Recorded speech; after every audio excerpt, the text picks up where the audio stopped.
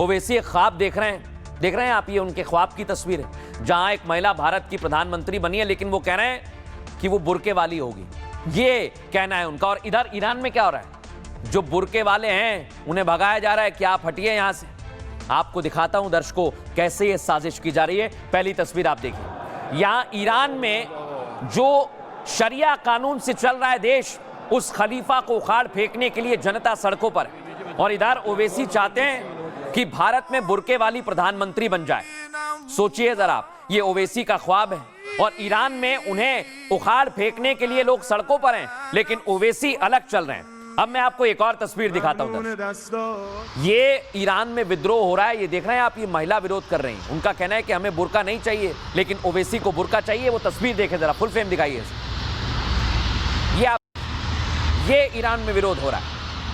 उनका कहना है कि हम अपनी आजादी से जीना चाहते हैं, हमें बुर्का वुर्का नहीं चाहिए। लेकिन ओवैसी को क्या चाहिए दर्शक? जनता कह रही है ईरान की कि हमें बुर्का नहीं चाहिए, हमें दाढ़ी वाला कोई भी नहीं चाहिए जो हमारे देश पर राज करे। लेकिन ओवैसी तो एक कदम आगे चल रहे हैं, वो कह रहे हैं हमें तो बुर्के वाली ही चाहिए, सिर्फ और सिर्फ बुर्का चाहिए। ये सोच क्या बताती है? क्या ये साजिश नहीं है दर्शकों?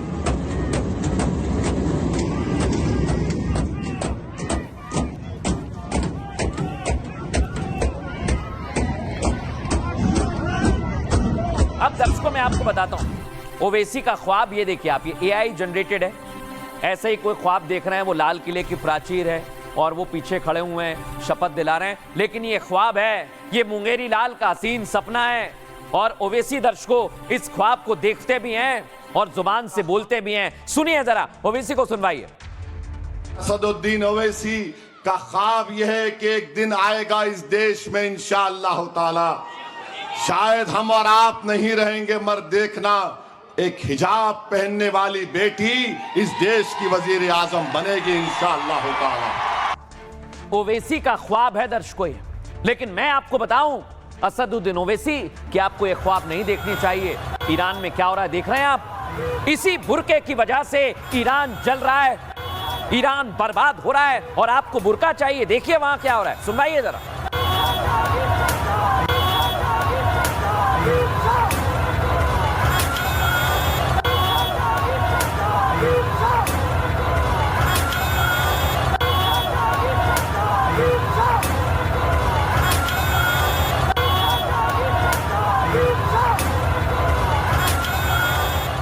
देख रहे हैं दर्शकों आप, यहां पर ईरान जल रहा है, लेकिन आपको एक और तस्वीर दिखाता हूं। देख रहे हैं आप, बुर्के के लिए ईरान जल रहा है और भारत में ओवैसी ने बुर्का प्लान बनाया है, लेकिन वो बुर्का ब्रिगेड वाले इस तस्वीर को देख लें जरा।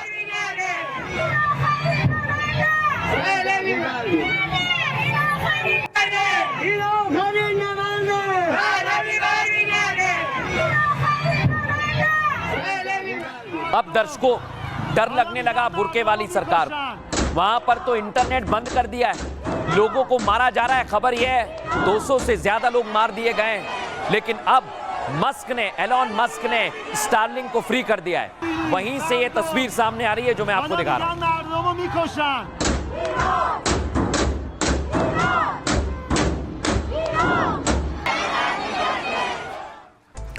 और उधर डोनाल्ड ट्रंप ने चेतावनी दे दी है खामनेई को। यानी भारत में ओवैसी ख्वाब देख रहे हैं और उधर ट्रंप खामनेई को चेतावनी दे रहे हैं। सुनिए जरा। कि अगर वे पहले की तरह लोगों को मारना शुरू कर देते हैं तो हम दखल देंगे।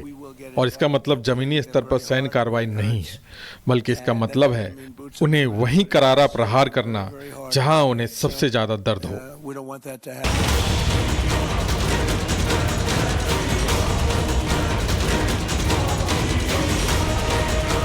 एक हिजाब पहनने वाली बेटी इस देश की वजीर आजम बनेगी इंशाअल्लाह ताला। जिस बुर्के से आजादी के लिए ईरान जल रहा है, जिस इस्लामिक रिजीम को उखाड़ फेंकने के लिए ईरानी सड़कों पर हैं, भारत में भाईजान वैसा ही ख्वाब देख रहे हैं। असदुद्दीन ओवैसी का ख्वाब यह है कि एक दिन आएगा इस देश में इंशाअल्लाह ताला, शायद हम और आप नहीं रहेंगे मगर देखना, एक हिजाब पहनने वाली बेटी इस देश की वजीर आजम बनेगी इंशाअल्लाह ताला। अब ओवैसी को कौन बताए भारत में कितने औरंगजेब आए और चले गए, यहीं की मिट्टी में दफन हो गए, लेकिन सनातनी धरती पर कभी इस्लामी ख्वाब पूरा नहीं हुआ। अब ओवैसी आए हैं मजहबी रंग में रंगी सियासत लेकर, लेकिन ख्वाब खलीफा जैसा है। India is a Hindu nation and we are extremely confident that Indian Prime Minister will always be a Hindu person. Mumbai के मुस्लिम मेयर से देश के पीएम तक AIMIM का बुर्के वाली पर बयान महज इत्तेफाक नहीं बल्कि ईरानी खलीफा जैसा प्लान प्रतीत होता है।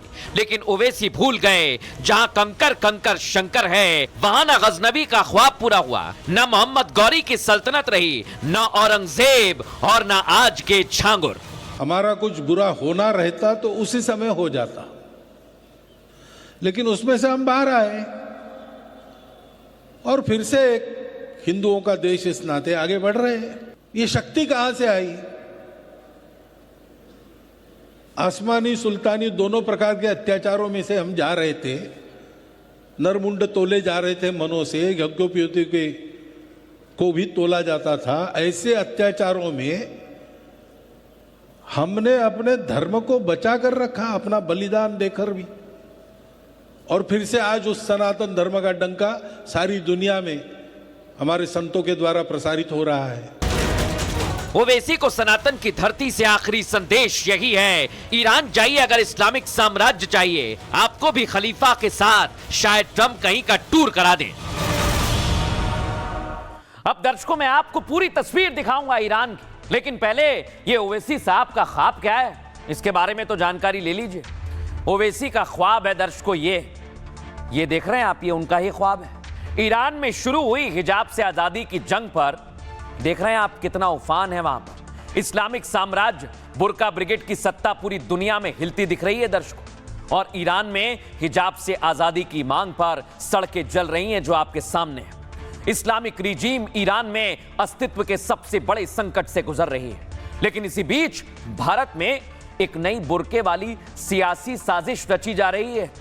ओवैसी भारत में हिजाब पहनने वाली प्रधानमंत्री का ख्वाब देख रहे हैं, सपना। ओवैसी चाहते हैं कि एक दिन बुर्के वाली भारत की प्रधानमंत्री बने। तो क्या ओवैसी भारत में इस्लामिक साम्राज्य का सपना देख रहे हैं? जिस भारत में हर शख्स को आजादी है वहां बुर्का शब्द जोड़ना क्या जरूरी था? या ओवैसी भारत की राजनीति को मजहबी दिशा में मोड़ने की कोशिश में लगे हुए, जैसे ईरान में कभी उसकी आजादी छीनकर इस्लामिक कानूनों को जकड़ा गया? क्या भारत में ओवैसी वैसा ही सपना बुन रहे हैं और उसका चेहरा कोई बुर्के वाली है? आखिर भारत के सेक्युलर ढांचे को इस्लामिक एजेंडे से जोड़ने की कोशिश क्यों हुई? ओवैसी के बयान का मतलब भारत को ईरान जैसे मजहबी राष्ट्र की ओर धकेलना है। ईरान में जनता जिस सोच को नकार रही है, ओवैसी भारत में उस सोच को थोपना चाहते हैं, क्योंकि इससे पहले ओवैसी के नेता ने मुंबई में बुर्के वाली पीएम का ऐलान कर दिया था, मेयर का ऐलान कर दिया था। लेकिन ओवैसी से पहले कितने औरंगजेब आए और यहीं मिट्टी में मिल गए।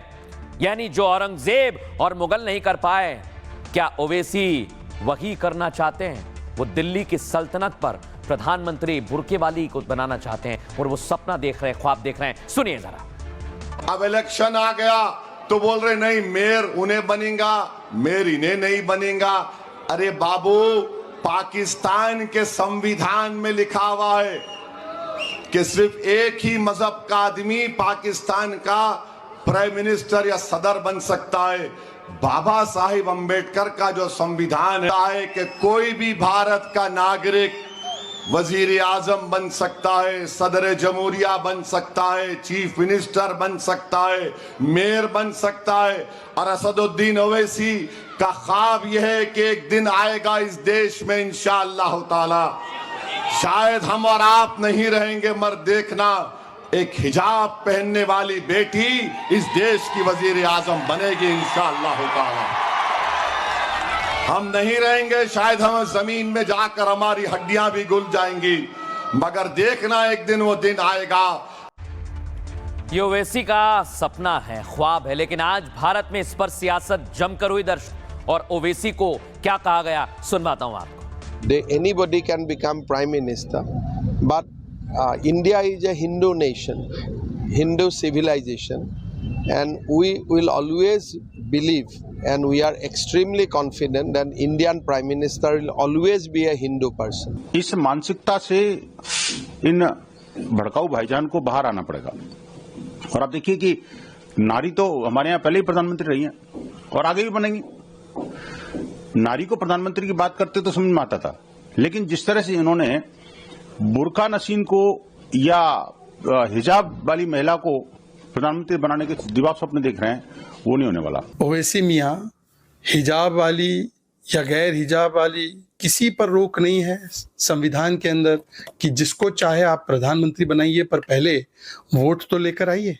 पर प्रधानमंत्री के ख्वाब देखने से पहले ओवैसी मियां, आप अपनी पार्टी की अध्यक्षा क्यों नहीं बनाते किसी हिजाब वाली, बुरखे वाली को, या चलो पसमानदा को ही बना दो। ये सेकुलरिज्म का लेक्चर देना बंद कीजिए।